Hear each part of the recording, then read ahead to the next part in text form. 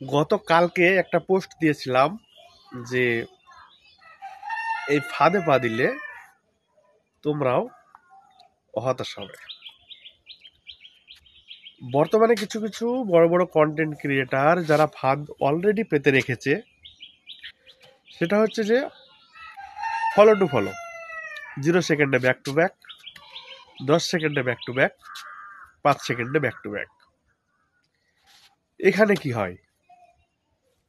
এখানে আসলে হয়, নতুন যারা আছে তারা ভাবে সবাইকে ফলো ব্যাক দেয়, আর এখানে আরো কিছু কন্টেন্ট ক্রিয়েটার আছে যারা ওখানে পার্টিসিপেট করে ফলো টু ফলো করার জন্য।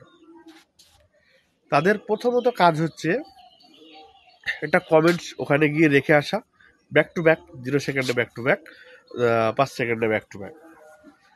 তারপরে কি করে, তুমি কমেন্টস করলে তোমাকে ফলো করবে অনেকেই, তারপরে তোমাকে আনফলো করে দিবে, কিন্তু তুমি আনফলো করবে না, তাহলে তার ফলোয়ার্সটা থেকে যাবে। এটা হচ্ছে ওদের মাইন্ডসেট।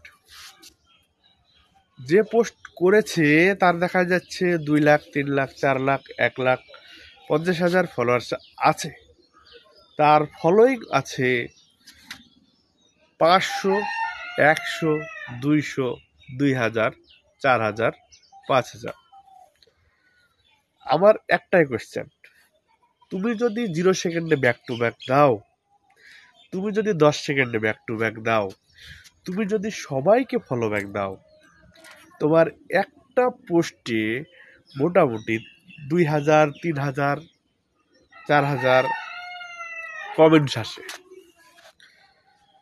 সেখানে তোমার 4 লক্ষ ফলোয়ার্স হওয়া পর্যন্ত, 2 লক্ষ ফলোয়ার্স হওয়া পর্যন্ত, 1 লক্ষ ফলোয়ার্স হওয়া পর্যন্ত, 50,000 ফলোয়ার্স হওয়া পর্যন্ত তোমার এই 200, 400, 500 ফলো ব্যাক কি করে হয়? এই লজিকটা যদি তোমাদের মাথায় ঢুকে থাকে, আমাকে অবশ্যই জানাবে। তোমরা যখন কমেন্টস করতে যাও তখন টুক করে আইডি বড় দেখে ফলোটা করে দিয়ে চলে আসো। আসলে কিন্তু উচিত কিন্তু সেটা নয়। তুমি যাকে ফলো করবে তার যদি কন্টেন্ট তোমার পছন্দ হয় তবে ফলো করো। তোমাকে যে ফলো করবে তার যদি তোমার কন্টেন্ট পছন্দ হয় তবে যদি সে তোমাকে ফলো করে, সেই ফলোটা থাকবে। তোমাদের উদ্দেশ্যে আর একটা কথা, সেটা হচ্ছে ফলোয়ার্সের পিছনে না দৌড়িয়ে কন্টেন্ট ভালো করার চেষ্টা করো, ফলোয়ার্স এমনি চলে আসবে।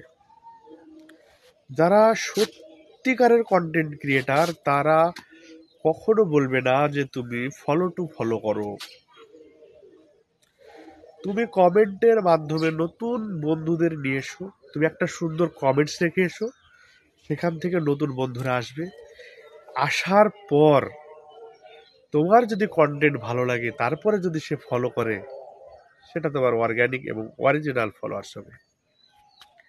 যদি এইটা যদি তোমরা করতে পারো, তাহলে তোমরা ওই ফাঁদের হাত থেকে রক্ষা পাবে।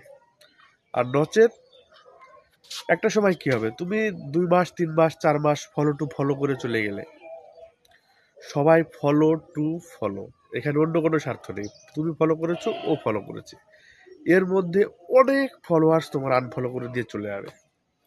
এটা নিয়ম, এটা বাস্তবতা, এটা তোমাকে মানতে হবে। আজ মানছো না, কিন্তু তুমি 2 মাস, 3 মাস পরে অবশ্যই মেনে নেবে। কিন্তু 3 মাস পর যখন তুমি কন্টেন্ট গুলো দেবে, কেউ তো তোমার কন্টেন্ট দেখবে না। আর তোমার কন্টেন্ট না দেখার উদ্দেশ্য হচ্ছে, ভাই কেউ তো তোমাকে কন্টেন্ট দেখে ফলো করেনি, তাই না? কেউ তোমার কন্টেন্ট দেখে ফলো করেনি, সো তোমার কন্টেন্ট গুলো কেউ দেখতে চাইবে না। তোমার ভিডিও কখনো ভাইরাল হবে না, তোমার পোস্ট কখনো ভাইরাল হবে না, তোমার কোনো ইনকাম হবে না। তুমি কাছে শুধু একটা মাত্র জিনিস হবে, সেটা হচ্ছে হতাশা। এই হতাশার কাছ থেকে বাঁচতে চাইলে ফলো টু ফলো ছেড়ে দাও, নিজে সুন্দর সুন্দর কন্টেন্ট বানাও, সামনে আসা পোস্টগুলোকে দেখো, সেখানে সুন্দর কমেন্টস করো। নর্মাল নর্মাল সারাদিন হাড় ভাঙা পরিশ্রম করে লাভ নাই। হাড় ভাঙা পরিশ্রম করো তোমার কন্টেন্টের পিছনে। অন্যের কমেন্ট বক্সে যাও, অন্যের পোস্ট দেখো, কমেন্ট করো, এর বাইরে কোনো মাথা ঘামিয়ে লাভ নেই। ফলোয়ার্স তুমি 6 মাস ধরে, 3 মাস ধরে যা ফলোয়ার্স ফলো টু ফলো করে করবে, একটা ভিডিও তোমার ভাইরাল হলে তার থেকে বেশি ফলোয়ার্স আসবে, মাথায় ফলোয়ার্স নয়, কন্টেন্টে ফোকাস করো।